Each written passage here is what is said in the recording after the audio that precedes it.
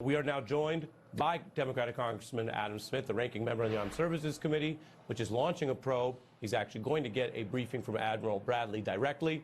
I tried to be very careful in discussing what is obviously a very serious set of questions for the military. Your views on where we are right now and what Congress needs to learn. Yeah, there's multiple layers to this. First is what actually happened here, because obviously the White House has not been honest about this. I mean, the first thing they said was, oh, it never happened, fake news, blah, blah, blah. Now, it did happen, but Admiral Bradley was the one who made the decision. So we need to know exactly what happened. And also, okay, if Pete Hegseth didn't say kill everyone, what were the rules of engagement that he gave to Admiral Bradley and the other the trigger shooters on this? So we need all of that, and we're hoping to get that from Admiral Bradley on Thursday and go from there about this specific attack. But more broadly, there's a number of other issues, too, I'll raise right now. Number one, this administration has not been transparent on what's going on with this program. Why are we blowing up these boats? Is it about regime change? Is it about the drug problem in America? Because this has nothing to do with fentanyl. This is all about cocaine. And, of course, Trump just pardoned, or is about to pardon, a convicted drug dealer on a massive scale from Honduras. So what is going on? And they haven't followed the law. They haven't notified Congress, as they are supposed to do when they made this decision. And this is why it matters. We conduct oversight to get into these details. Well, what are you going to do if there are survivors? So them not following the law, not notifying Congress, but overlaying the whole thing was the first strike legal. What was the imminent threat to the United States that they were doing with that boat? And absolutely, drugs are a major problem in the U.S. Do we now have the death penalty for drug dealers? And oh, by the way, no due process, no probable cause. You know, the president decides he gets to kill people if he says they're drug dealers. That is not what Article 2 of the Constitution contemplated when it gave the president inherent right of self-defense. So the entire operation is a problem. To me, it's not just about this one strike. Understood. And this president has tried to aggrandize military powers at home and abroad without sometimes even a thin explanation or excuse. Sometimes we look at places in the U.S. and we have Americans there, and it doesn't take overhead surveillance video and complex reporting. We can see there's not much going on, and we're getting, riot-level gear soldiers on the ground. On this strike, I wanted to read from the Law of War manual, so viewers have a sense of why this was so automatically concerning, and then I'll give you time to respond. They note the armed forces must also refuse to comply with clearly illegal orders to commit law of war violations, what we would colloquially call war crimes. And then in the very next sentence, the example, sort of here's a clear, obvious example.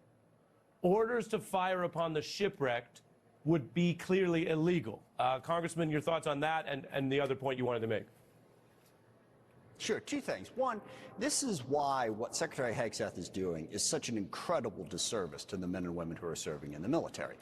First of all, he's giving them unclear guidance on what to do, which is why it was so important what Senator Kelly and Senator Slotkin and the others said about basically just reading the UCMJ.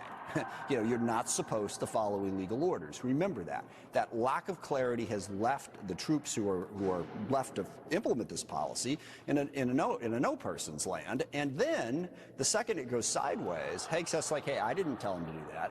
And he can dress it up however he wants. But when the press secretary yesterday for the president, Ms. Leavitt, carefully read a pre-written statement, that was the clearest CYA thing I've seen in a long time, getting Hegseth out of it. Like, oh, it wasn't me, it was this guy. And that's why the people at the Pentagon who know how this thing goes are really upset. Hegseth can, oh, we've got their backs. We're going to protect them.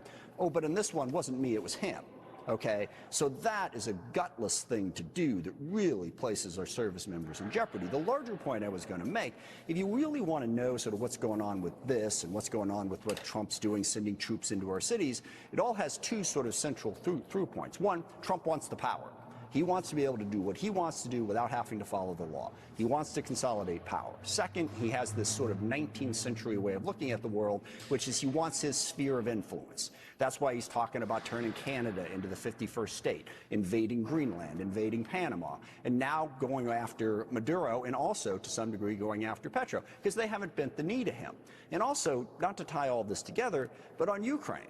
You know, why is the president proposing this surrender agreement to give Russia what they want? Well, it fits into his mindset of great power competition amongst, totalitarian strongman regimes. Putin has his sphere of influence, I have mine. And I can't begin to tell you how awful that is for the national security of the United States and this country. If that's the world we live in, then we are going to go back to that 19th century up through 2 world wars. It's bad. It's not the way we should be conducting foreign policy and national security policy.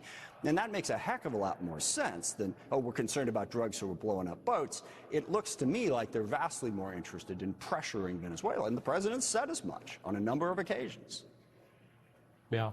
All really important points, and as we can see, you're working here in the evening. Congressman, thanks for joining us from Capitol Hill. Thanks for giving me the chance. Appreciate it. Yes, sir. Appreciate it. We have an update on these Epstein files coming, and the story just mentioned that is